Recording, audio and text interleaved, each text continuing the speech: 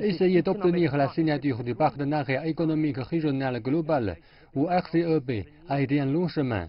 Les négociations durent depuis 7 ans, mais les tensions commerciales sino-américaines lui ont apporté un nouvel élan.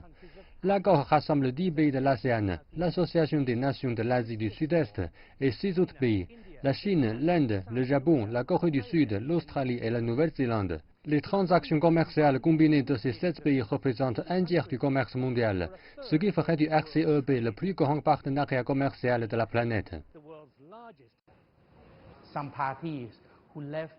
Certaines des parties qui ont quitté les négociations momentanément sont revenues sur leurs pas, parce que la situation mondiale est tendue. Elles sont donc revenues se joindre et coopérer d'une manière positive. Donc nous pouvons nous attendre que d'ici la fin de cette année, soit nous pourrons signer l'accord entier, ou tout au moins son chapitre le plus important.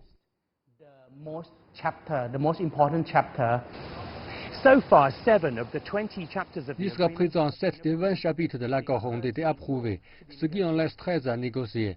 Achever cet accord historique est la plus haute priorité économique de la Thaïlande, qui préside cette année l'ASEAN. À l'agenda figure aussi la crise des Rohingyas, alors que le plus grand camp de réfugiés au monde se trouve désormais au seuil de l'ASEAN. Environ 1 million de Rohingyas ont été déplacés du Myanmar au Bangladesh. Les dirigeants de l'ASEAN discuteront aussi de la position du groupe dans le développement du commerce dans le bassin Indo-Pacifique, de la durabilité dans l'industrie et des déchets plastiques qui polluent les mers.